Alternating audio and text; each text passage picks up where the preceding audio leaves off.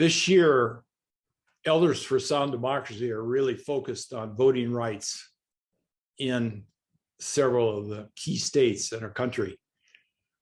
And we feel this is really important because all the other issues that we work on as Elders Action Network, are very dependent upon having laws in place and governance in place for the will of the people, we the people.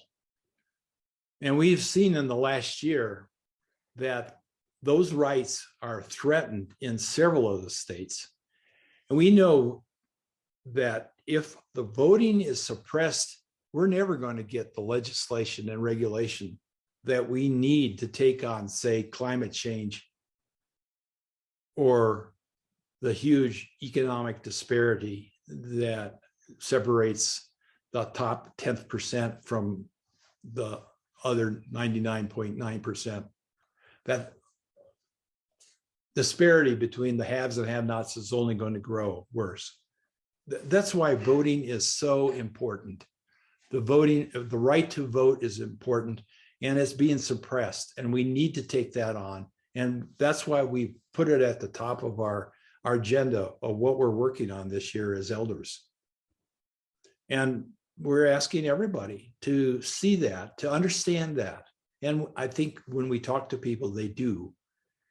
And so there are people that typically would be working on other issues that are taking time to work with us on getting voting rights. We are putting teams together in each of the states, and we have 2 committees that support them at a national level. All of these teams and committees need help. If you're a writer or an editor, we need you on a communication team. And we regularly write newsletters to tell people what's going on. At some point soon, we're going to start writing letters to our friends and family. And so we need templates of those letters.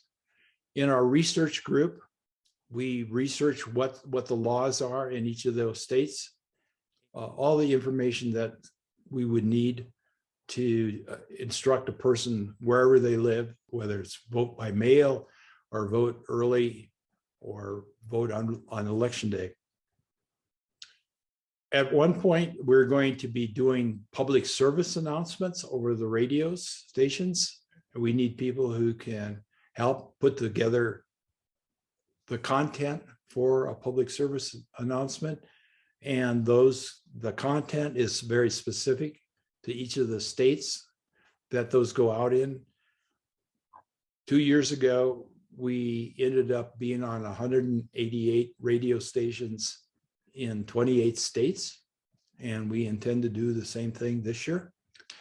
In each of the states that we are working on, we're basically trying to get in touch with, first of all, the students in the colleges, and there we work with a student affairs director. We work with minorities in their communities, and sometimes it's working through their community centers. We work through the faith congregations, and there it's a matter of providing flyers, both in English and Spanish, or their church bulletins, or their however they communicate to their people. We work with people that live in assisted living or retirement communities. And there, again, there's usually somebody that's the events director for those. And again, we help provide information to educate people why they need to vote. We appear on radio talk shows and have a conversation in that community if people are interested in that. So there's all kinds of work.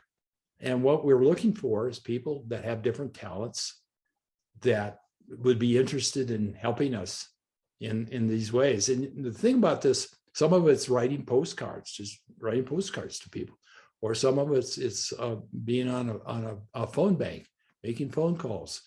We meet twice a month on the first and third Wednesdays every month at 10 o'clock Pacific time. And that's where we invite new people who are looking to get involved with us or to explore what it is we are doing, what are the jobs, and how can they get involved.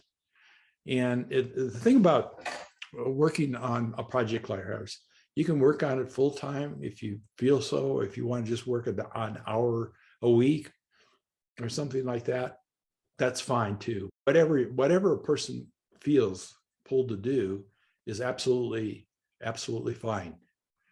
Writing a few postcards is a very satisfying way to help out. You say, write a note and we'll give you a spiel of what to write or some suggestions.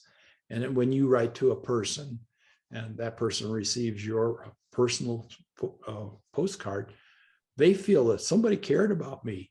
And so that's a really good way to help somebody with their right to vote. When I wake up in the morning and I think about working on voter rights and everything that goes with that, working to build teams, working to bring people along, convince them why this is an important thing. I think of my own upbringing, very patriotic upbringing. And it started with the fact that my father was an immigrant, and I heard how important it was for him to come to America to enjoy our freedoms. And then I heard about all my uncles, my wife's uncles, all fought in World War II, fighting for our freedoms. And so I have a very much a strong patriotic part of my value system. And so when I'm working on these voting rights issues and toward a more perfect union, if you will, by having a stronger democracy, I feel I am making my contribution. I didn't have to go to war and fight in the battlefield, but I'm working in a different battlefield. It's the battlefield to get the hearts and minds of Americans convinced that we need to work really hard to preserve our democracy. And when I do that, I feel that I've got a real purpose that is one that's very satisfying to me. It gives me great meaning to be able to work on something that I totally believe in. And I know that, and I'm thinking about my own grandchildren, but I also think about other people's grandchildren and what's right for all future generations. We have a wonderful country, and it's based on a democracy that's for the common good. And I really strongly believe that's the best thing that we could have, and it's worth fighting for. It's worth working really hard for. And so that's why I'm engaged.